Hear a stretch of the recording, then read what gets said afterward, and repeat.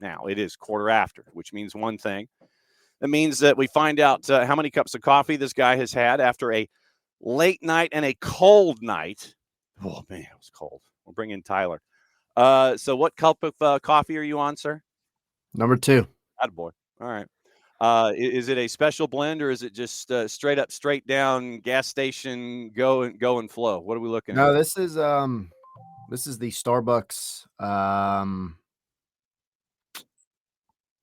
What is it? Holiday blend. Sorry, I'm tripping. I got confused because I was thinking they actually have a Thanksgiving blend, which kind of throws me off as a Pilgrim. Because yes, I was going to say, do they start selling it in July?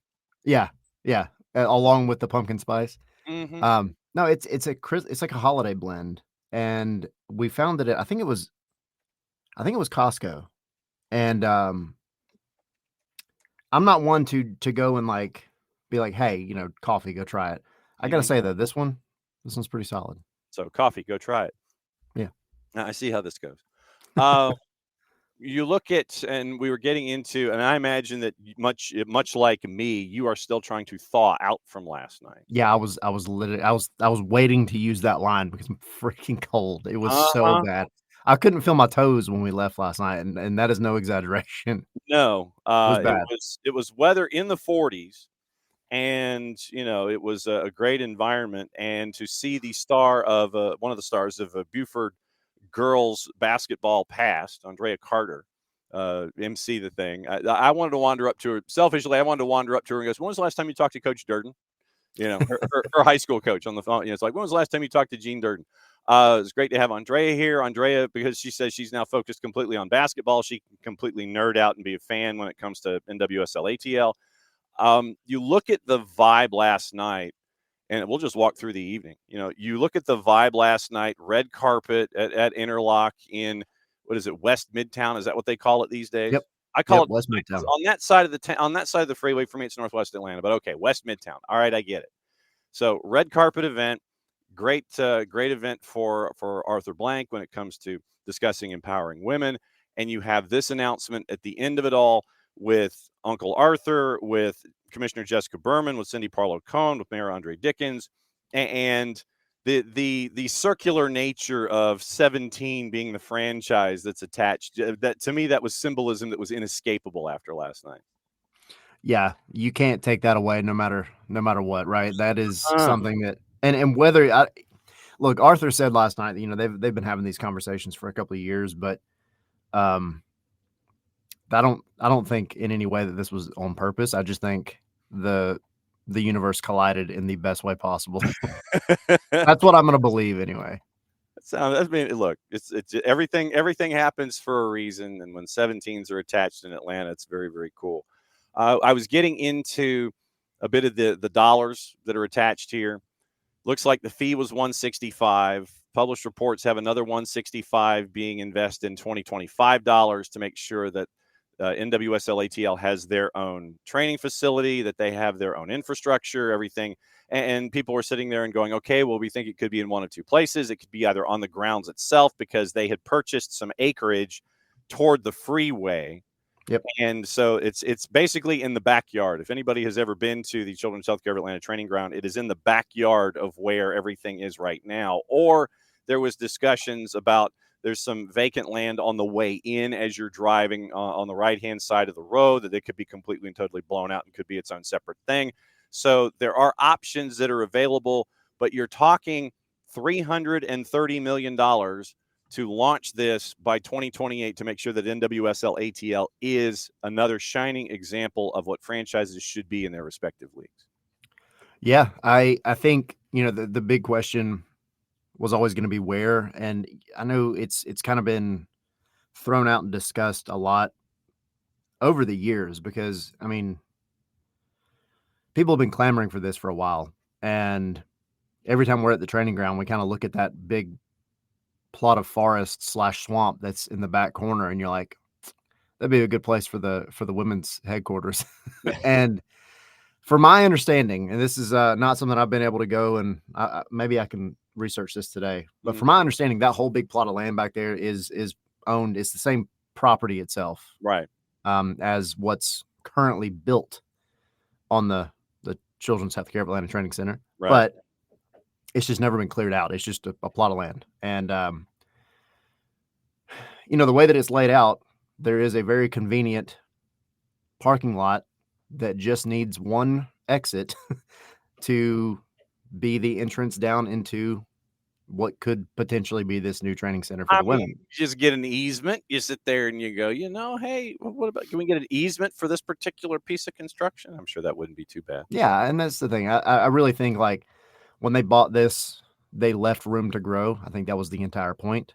And so, um, I would be shocked if it was not placed at the same location. It would be kind of wild for it not to be. Yeah. And so, I said it was a couple of years in when the franchise was, when the franchise came online, training facility, et cetera, there had been that mention of that property in the quote unquote backyard. And so they would have the women's team of the future would have their own section, their own stuff. And then basically the headquarters and the parking lot would be kind of like the mid ground. So you could have the parking lot go one way to the backyard, Yep. and you're looking at the women one way coming back toward the roadside as we know it. Then you're focusing on the men's team. So that real estate is there.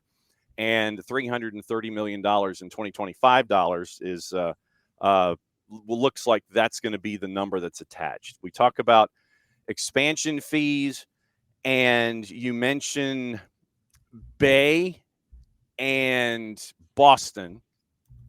Mercifully, they are no longer Boston Nation. Yeah.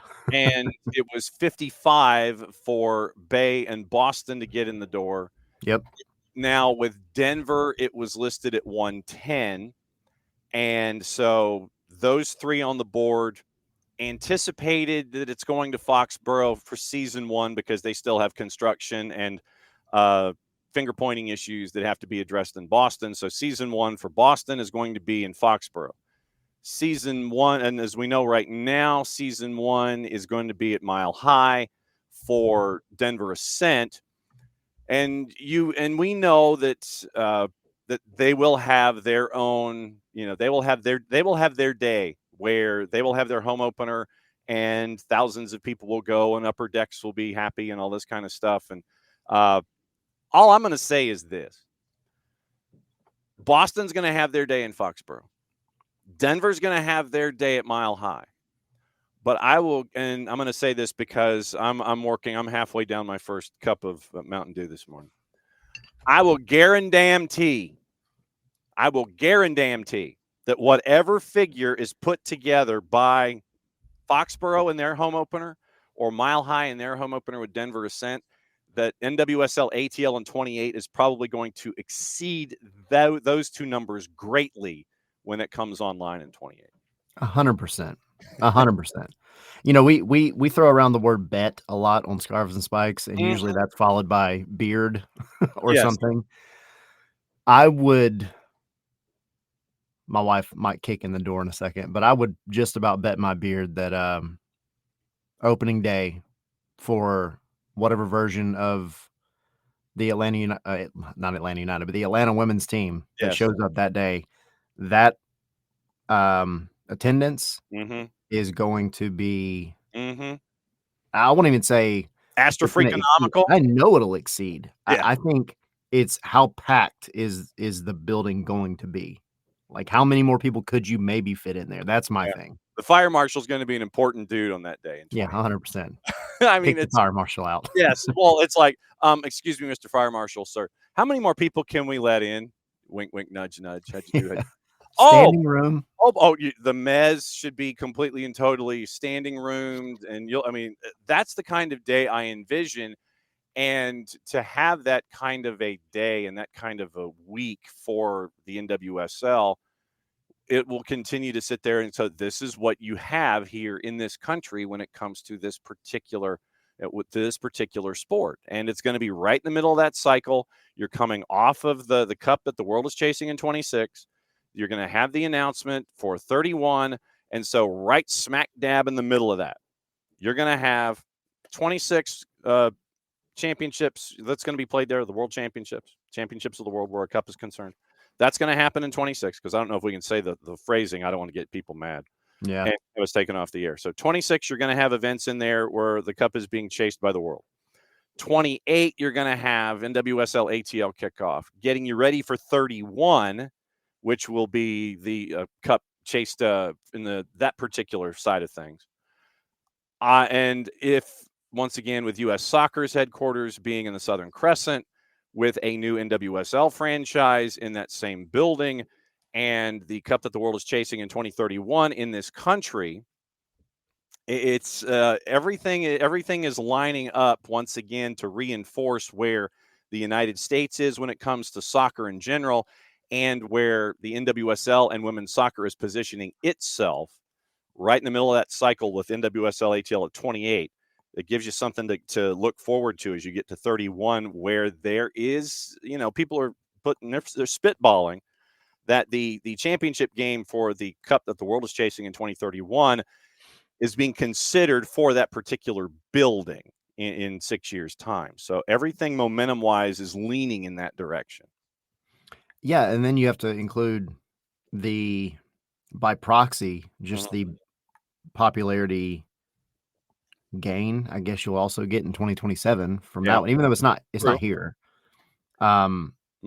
Anytime a World Cup comes around in general, you naturally have more eyes on it. There's just more exposure everywhere. So with that happening the year prior to NWSL Atlanta kicking a football, I think you also piggyback a little bit on that. So like it really just is successive years. I mean, because after they kick off in 2028, then you have, but look, if we keep up this momentum by 2030, they'll have a championship, and then and then 2031, they'll hopefully be playing a game in their own backyard. Yes, that is widely considered the most important sporting event in the world. Yeah, and so. I know that Ricky is mentioning 28s doesn't have the same ring as 17s, but still, you are the 17th franchise in the NWSL. So I think that you are still a 17, regardless of when you come online. I think that it's safe to just say that 17s are 17s and that everything's going to be fine. You don't have to say 28s, or you want to say, yeah, we're the 8s. No, that's when traffic and weather happen. Traffic and weather on the 8s. On the 8s. You're a 17, so the symmetry of the 17, I think, can stay the entire time because you were team 17 in this league. But it's going to be a fun ride because, and this is a conversation that I'm going to have with Corpus Christi at 10:30, and it's a conversation that we have when it comes to all the franchises that we talk to. Just because you're coming online at a certain time doesn't mean that you can sit there and go, yeah, I'm going to have my second cup of coffee. We'll be right back. We'll think about things. No. There has been talk leading up to this moment, and they're further down the road than a lot of folks may sit there and think of just having a scarf reveal by the commissioner of the league and everybody wearing scarves on a dais. They're further down that road than you think because 28 is going to be here before you think. Yeah, there's a lot of stuff to happen between now and then. And I mean, look, we talk about the training ground. That's a big question. And then one of the things that Arthur said last night as well was, they're not just taking from Atlanta United to kind of create something. This is like they'll use the lessons they learned from building Atlanta United. But this is, I mean, the amount of hiring that's about to start happening for AMB is going to be insane. And going back to the training ground, so I pulled it up. I was curious. You pulled up the training ground? I did. I pulled up who owns it. And the plot of land next to it that we were speaking of. It is, in fact, 2 plots of land, both owned by none other than Atlanta United Football Club, LLC. So there actually already is an easement off of the main road. Okay. It goes back behind the turf practice field. Yep. Back into that little swampy area. So I would imagine if it were me and I were in charge of this. If it was the Tyler Pilgrim Department of Transportation and Construction Company. Yeah, you would have your nice Atlanta United entrance to the training ground, right? You have the logo out front. Right. As we have currently, yes. Yeah, you drive slightly past that, and then there is unnamed NWSL Atlanta team, also their logo with a separate entrance. And then at the back with the parking lot that we talked about, you just connect the two, inside, and there you go. It's all in one little spot, and it's actually a bigger plot of land than I thought. It's almost on par with the size of the current training ground. Okay. So, I mean, it's not like they're gonna lack space. Yeah. It actually, like, is way bigger than I thought. So, Okay. I know, and you got to clear out some trees, and you've got to yeah, even for out sure. some real estate and things like that. Because if I remember correctly, there's a lot of dips and there's a lot of dips and drabs that kind of lean downward below the surface level of as you're driving past it on 75. You see it, but there's some below real estate that you've got to terrace out. You got to make sure that it's even. Yeah, it's a little over 17 acres, to put it in perspective. Welcome to Um, construction. Welcome to construction down here on a Wall Pass Wednesday, by the way. yeah, for real. Uh, Yeah, so there you go. I mean, Maybe that'll be it. yeah, and so you're going to get some trees cleared. It's going to be in the backyard as we know it. That's what we would anticipate anyway.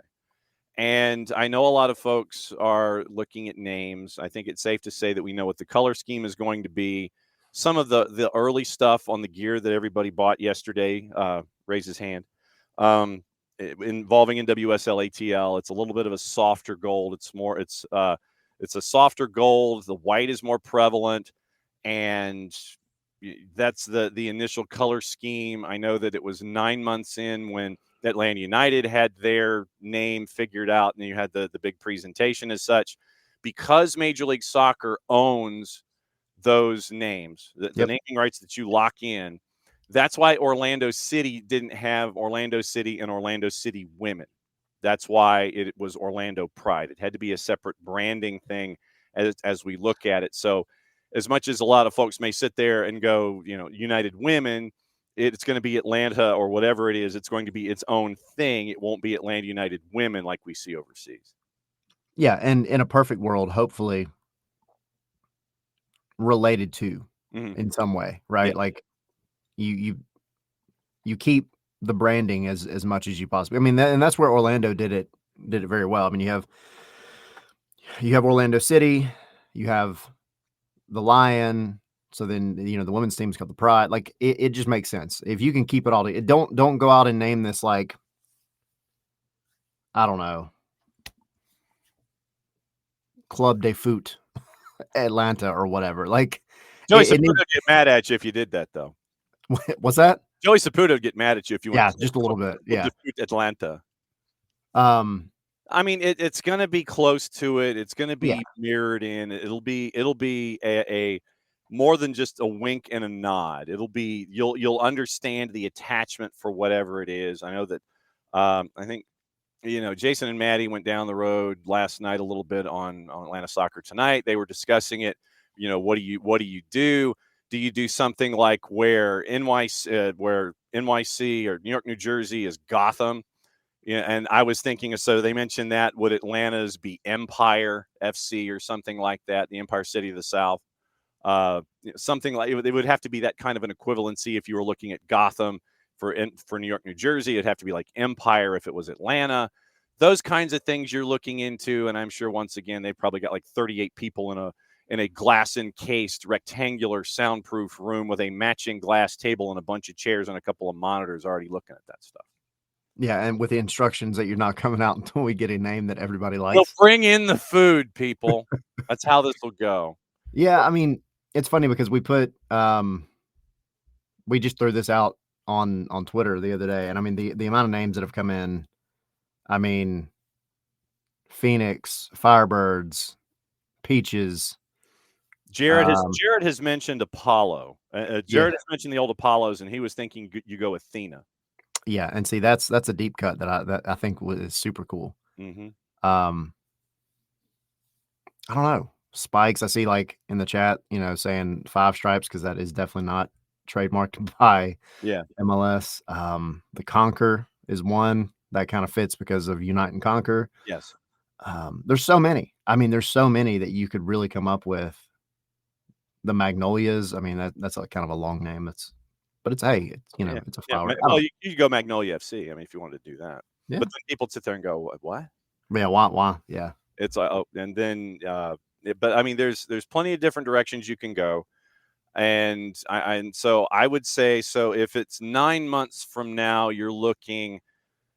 oh, well, there's something happening in June and July next year, that's going to be here that has to do with Yeah, soccer. Maybe there's some kind of concurrent announcement with it all fits. the la- Wow. the last event that happens in 2026 involving that cup that the world is chasing.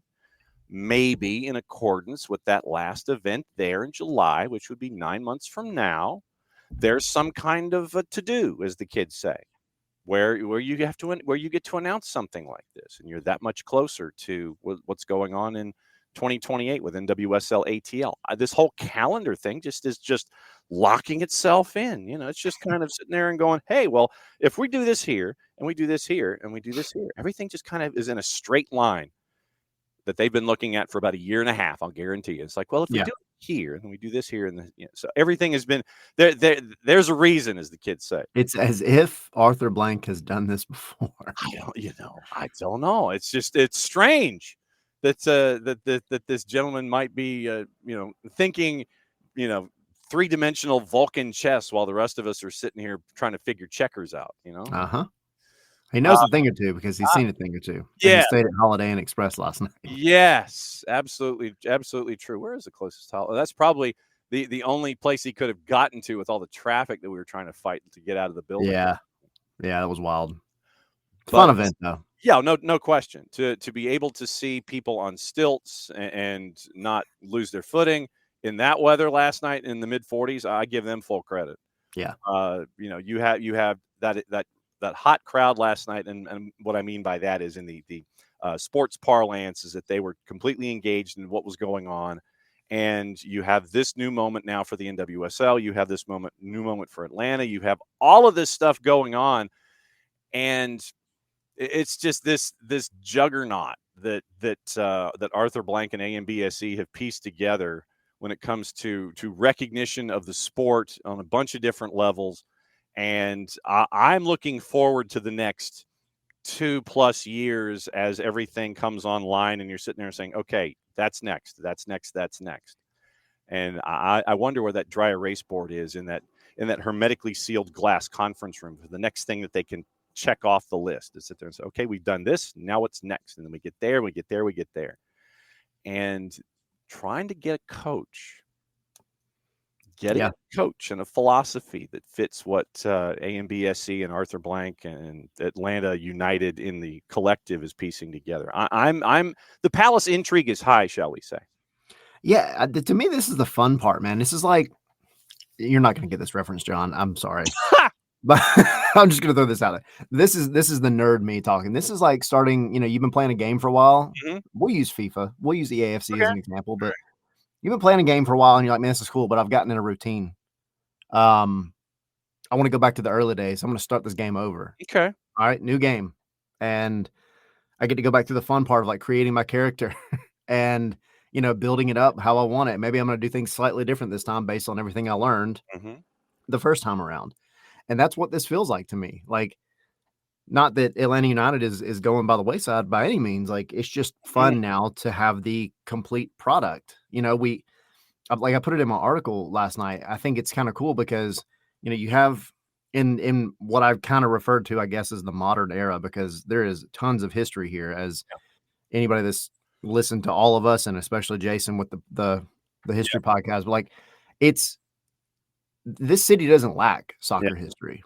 This city has just been through various iterations of teams over the years. And in the modern era, I mean, now you have Atlanta United, you have US Soccer bringing their headquarters here. So you're going to have all the national teams here in some way, shape, or All form. freaking 27 of them, by the way. Yeah. And then you have now a women's team coming in. So you have the trifecta. You have the full package now. And so it's just kind of cool to be able to say, like, Atlanta has become that place. And if you go back literally, I'll say 11 years ago, Okay. go back to 2014, right before what happened last night happened for Atlanta United. Nobody thought it was going to work properly.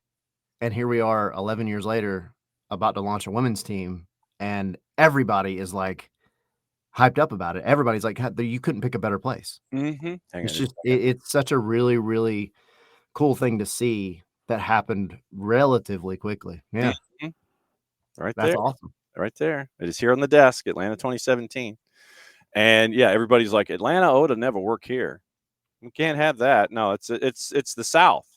What does the South know about soccer? Yep. Um, Turns taps out a thing or taps two. taps shoulder.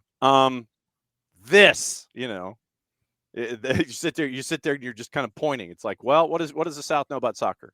Yeah. This, You hello, stand on Mercedes-Benz Stadium, you can point down, yeah, you can point north to the training ground, you can mm-hmm, point south to the US training ground, mm-hmm, and then you can point in every direction for the soccer in the street stuff and the mini pitches in every direction and all these things, and that's all been made possible, you know, from a lot of this. I mean, obviously Arthur has a ton to do with everything, but, like, it's the fans that came in and they latched onto it and they took it and ran with it, and it's just so mm-hmm. cool to see. Well, and then you look at the trickle down effect of all of this, where, and this is stuff that we all cover on a daily basis.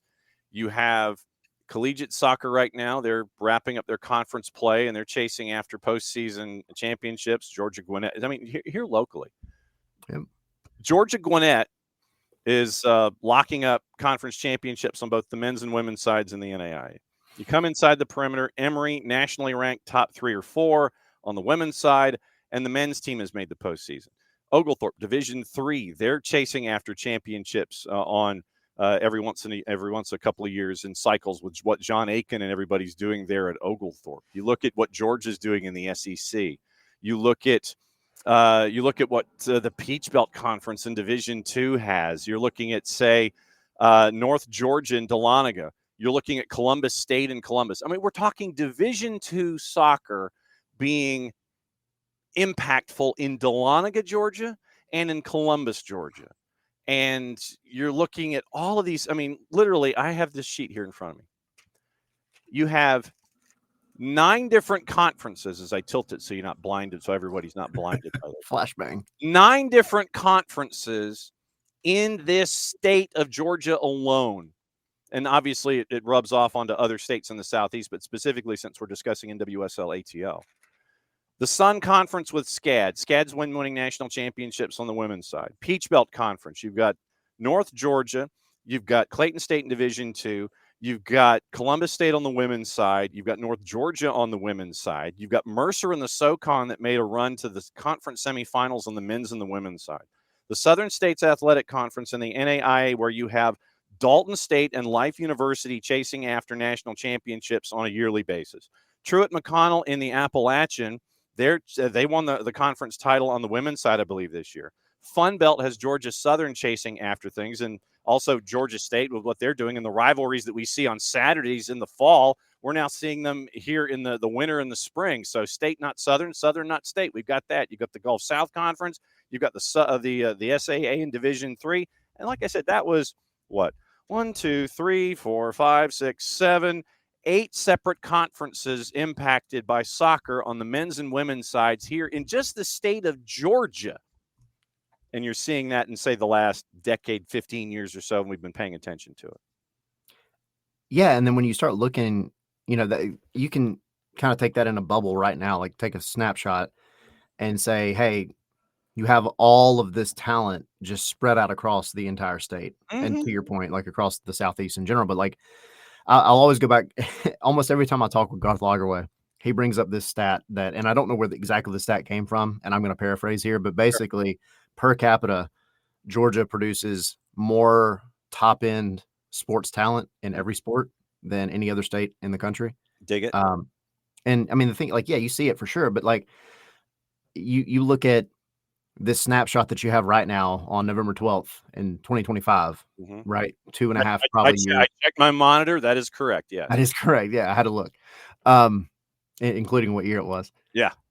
But this is, you go back 5-10 years and you're going to see names that have come through a lot of these schools and a lot of these places and a lot of these academies that have either moved on to another NWSL team or in some cases overseas, or they've maybe moved out from the playing soccer realm into coaching or whatever other aspect, but like the talent is there, and the talent is only getting better. Actually, like it's to your point. There's so many schools that are doing so many great things. Like you're in a very, very fertile farmland of talent here in Georgia with the women's team. Like we know about the boys, we know about that. Yeah.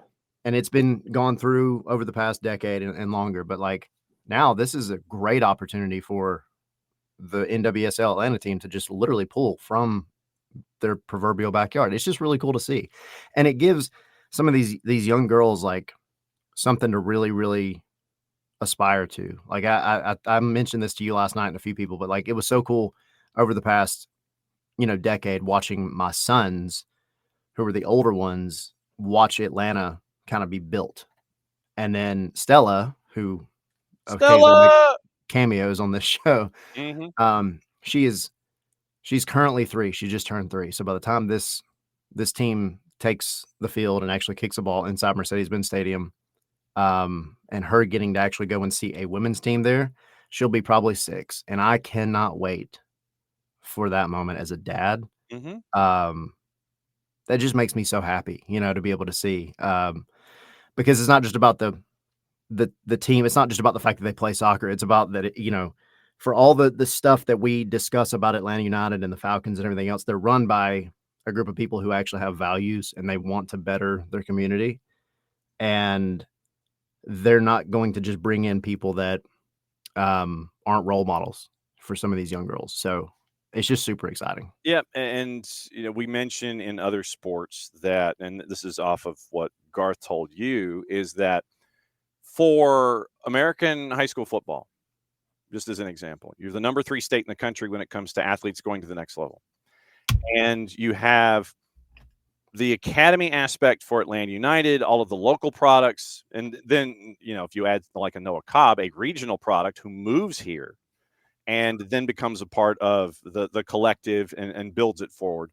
The idea that in an environment like this, you can have the NWSL ATL Academy idea and the RDS and all of these things where you could have NWSL ATL U12, U13, U14, 15, 16, 17, 19, U21, and take the same framework that has been successful in building the talent for Atlanta United and applying that to NWSL ATL, where just to give the champs from last year, in the high school realm, here are the champs from last year and where they were geographically.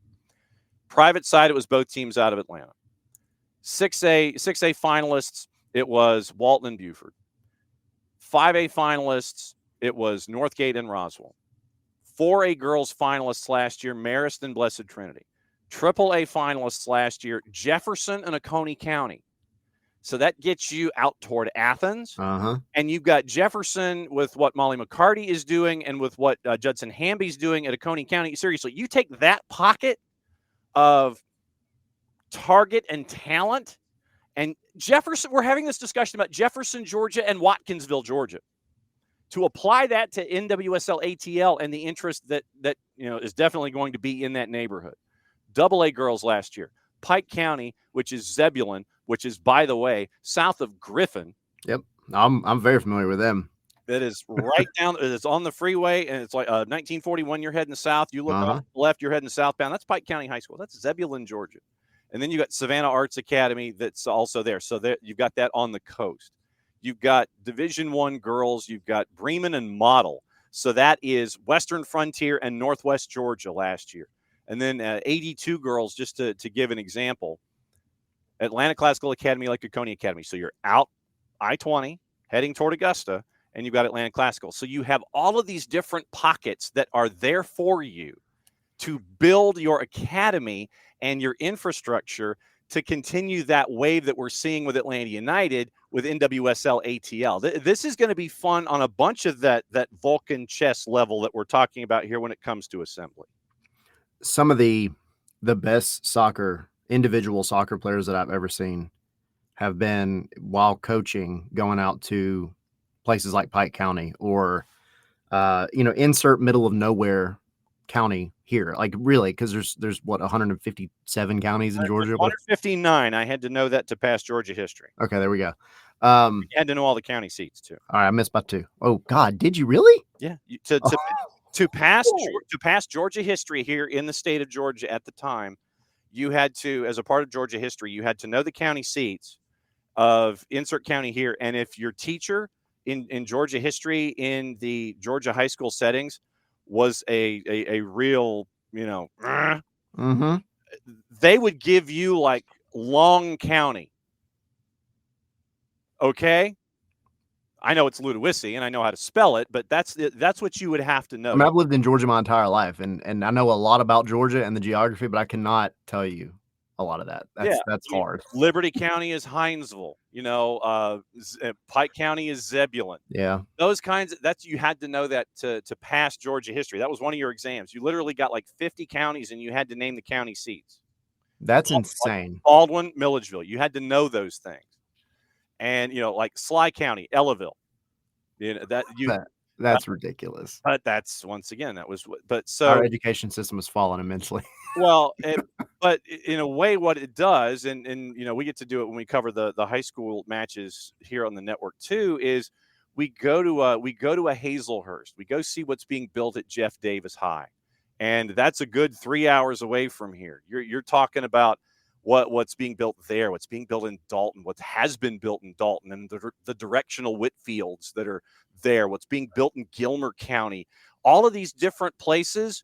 I think that if you are a if you are a chief soccer officer, literally, if you are the chief soccer officer and in charge of the academy for NWSL, ATL, you're sitting there going, let me at it. Let's rock and roll and crush it and make it all local and, damn the torpedoes and good luck the rest of the planet trying to keep up with us. Yeah. But that's the thing. Like that net has to be massive, right? And I mean, going back to what I was saying, I think some of the talent that you can find, it's these kids that they're not part of a culture yet, right? This is not Europe or South America where soccer is ingrained. It is build your culture, man. Yeah, for sure. But like, it's college football, right? It's football, like American football. But you have these kids that, they may just get put on a rec team and that's really all they have access to in a random county, wherever. And they're so athletic and they're so dedicated to the game, but they just don't have that way to branch out. And this goes for boys and girls. And I mean, you've seen a lot of it with Atlanta, right? With Atlanta United over the past few years. Like, they're going to the Daltons and they're going to Chattanooga and they're going to like all these places and they're able to draw in this talent. But there's still so much out there that is untapped. I mean, like, I would argue, and this is coming straight from the chest, I have like no numbers to back this. Yeah. But I would say 85% of this state is still truly untapped in terms of potential. Because it's just so hard to cover that much area. And now here you are bringing on a women's team. Mm-hmm. And outside of the colleges, right? Go look at the high schools. Go look at the academies, like these local academies. Some that aren't as big as ones that you kind of hear all the time. Yeah. And look and honestly look at some of these rec teams, the ones that are actually going out doing a good job, and they've got players that really, really want to play, but they just don't have access in other places. There are gyms from a pure athletic standpoint. There are gyms out there, and I can't wait to see kind of how this scouting process continues to evolve. It'll be so much fun to watch because that's the first step, right? Like that's how it all started with Atlanta United as well. Mm-hmm. And David and Ricky Ricardo are already starting to fill out the roster, and I love it. that. Well, but I mean, and it's locals. Yeah. David, Riley Jackson, and Soleil Washington. You bring Soleil Washington, who is a part of Chambly Girls, and already playing for Jamaica, right? Yeah, and so Soleil Washington, she's getting reps with Jamaica, heading to Florida State or at Florida State. Whoop, whoop, whoop. And so you have like a Riley Jackson, you've got a Soleil Washington, you've got a Croy Bethune, and now Ricky's like Croy Bethune's contract runs through 26 with an option to extend. Sign her in 27, loan her for a year, face in 28. This is the kind of talk that we are going to have for the next 2.5 years, and it is going to be glorious. Yep. Of just the top end first team part of NWSL ATL, to where all of the build and all of the names and all of the places that I mean, you thought college football Cruton was something. Talk about Cruton for NWSL ATL over the next 2.5 years as you're trying to get your teams built. That this is literally, you're getting what, 53 cents a mile these days, I think is what it is when it comes to writing off your taxes, 50, Yep. 55, something like that. Yep. You get, and this is one of my favorite quotes, and it comes from Sun Tzu's The Art of War. That is one of my favorite books. And it is something that, and I would recommend, by the way, that everyone have a copy of that book in your library, because it fits more than just what Sun Tzu was looking for at the time in conquering his enemies on the field of battle. I'll give you one more in a minute. My favorite one, and I've used it for decades: trust the local guides, for they know the terrain. That one for me has stuck with me for the longest time in multiple businesses. And when you have NWSL ATL coming online, find those local guides, because they know where they need to travel. They know those back roads. They know the interstates. They know the places to eat. They know the good barbecue, and they know the talent to get. That for me is what will stick with me in building NWSL ATL. 100%. 100%. I think that's the secret sauce, right? Because it's not so secret anymore, considering we're talking about it on the morning show. I mean, it's still, it depends on who listens to it. I think we got the right ears and eyes on these things. You have to go and take advantage of what is offered to you, and there are people out there who know a lot of this stuff like the back of their hand, because this is not day one for them. Looking at talent, looking at things, knowing kind of what is out there. This is year 5, year 10 of being involved in it and seeing like, oh, hey, there's this kid down in Pike County I played a few times, and I hate playing against him.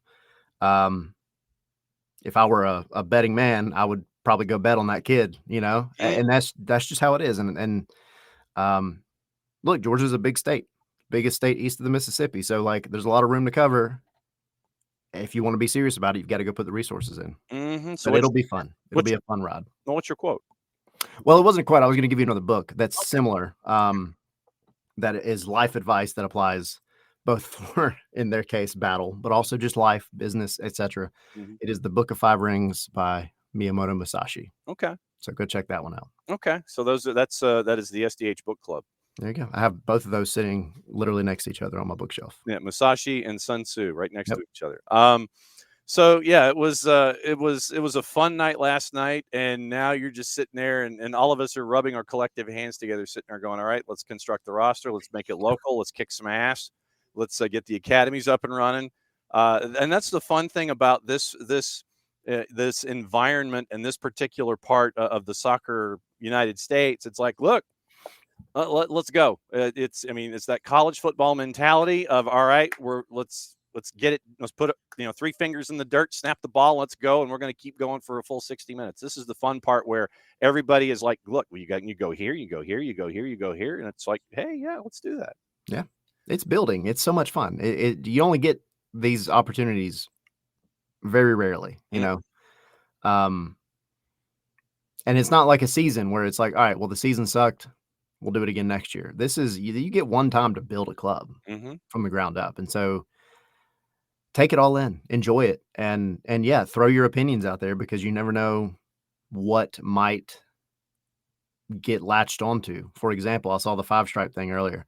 The 5-stripe thing became the name, and we can go into the history of it later, but it's just funny because it was just a random thing thrown out on a website that latched on, and now it's become the basically official nickname. So you never know. It's fun. Yes. It's all part of the process. And we have 2.5 years, probably more like a year and a half, and then you'll have expansion drafts and things like that. And you can sit there and it's like, okay, how are we filling in our holes and going from there?